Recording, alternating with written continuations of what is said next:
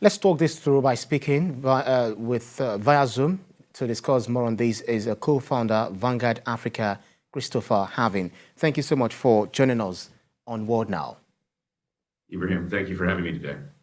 Now, Nigeria, Congo, Gabon, Madagascar, and Sierra Leone are countries facing elections in 2023, and they will be meeting with the U.S. president to discuss the free and fair election process. How far-reaching do you consider these meetings to go? I think these meetings are a great start, particularly in the United States, as the United States is a champion of democracy around the world. And the United States has to set that example by leading and assisting African countries in hosting free and fair elections. Nice. So Nigeria's elections are actually threatened by a long-running insurgency in the northeast, bandit attacks in the northwest, and growing separatist agitations in the southern part of the country, while Liberia and Sierra Leone are still contending with fallout from past civil wars. So how can these countries surmount these hurdles to ensure that their citizens exercise their franchise? That's a very good question. I think that first and foremost, governments have to take accountability for their democracy. We need leaders that represent democracy, and we need leaders that want the will of the people, the vote of the people, to be actually counted, and that their initiatives help the people. And I think that you're seeing a lot of incursion on the continent from Russia and China.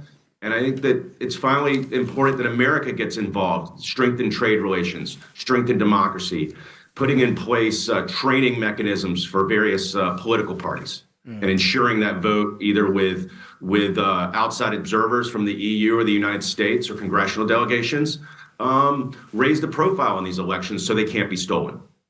Makes sense. So the Africa-wide Trade Pact would be the world's biggest free trade zone by area when it becomes fully operational by 2030.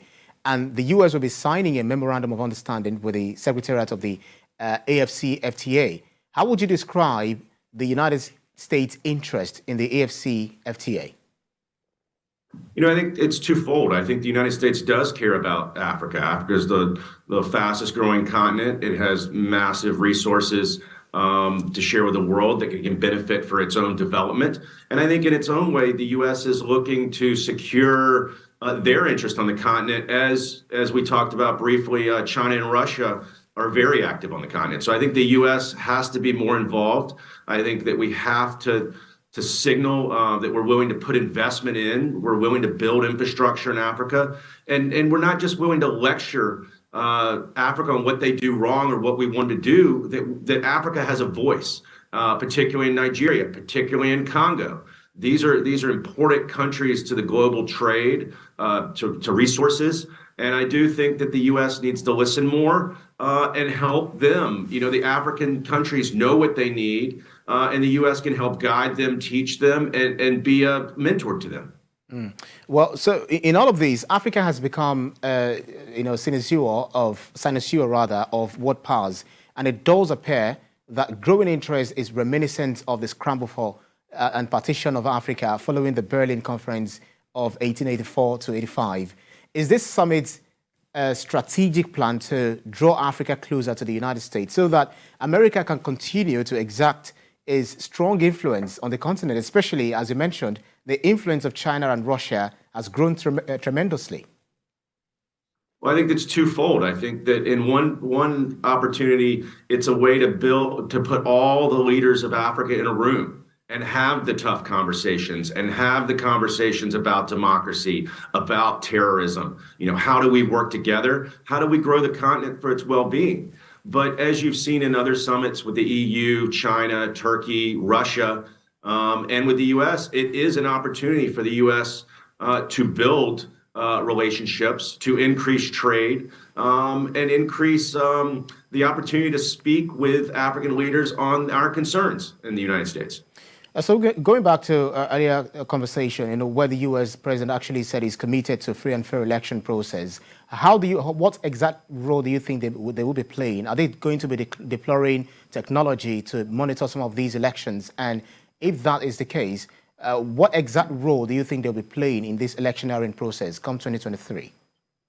So I think a couple things here. I think indirectly, the United States will play in this. I think and directly they'll play with this. So from a perspective of the State Department, the White House, they care about stability in the continent and they care about the will of the people and the interest of the people so that there's just not a few handfuls of leaders in various countries getting rich or milking the countries for their own reasons. So I think that in a way, civil societies need to be propped up.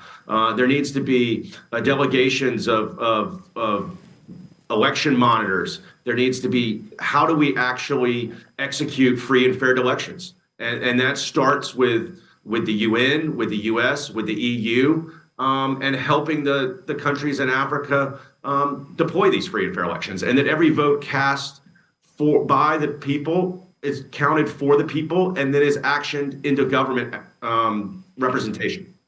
If you look at what is going on social media, especially in this part of the world, Nigeria, where the youth, those who are social media savvy, are actually, causing a lot of furore on the social media, attacking people, attacking personalities, and the issue of people saying how election will definitely go, which might result to violence, but then the leaders of African countries are saying they don't want any kind of violence. So will the US be sanctioning, one way or the other, anyone found wanting of electoral malpractice? So that's an interesting question because the EU, London, and the US really care about free and fair elections. They care about corruption. And they care about democracy building. So I think that there will be opportunities like you've seen in Congo in the past with the election commission, with various leaders, that if there's a threat to democracy, that sanctions or the Magnitsky Act could be used.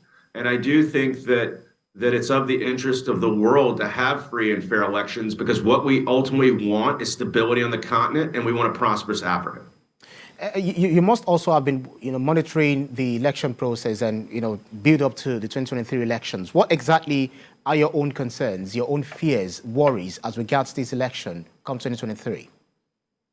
I think that you spoke briefly about the youth, and I think the youth are in a very important voting bloc in Africa, and not just a voting bloc, but an economic bloc. We need to have strong policies in place to educate. To find jobs, to create that stability and that happy balance in Africa.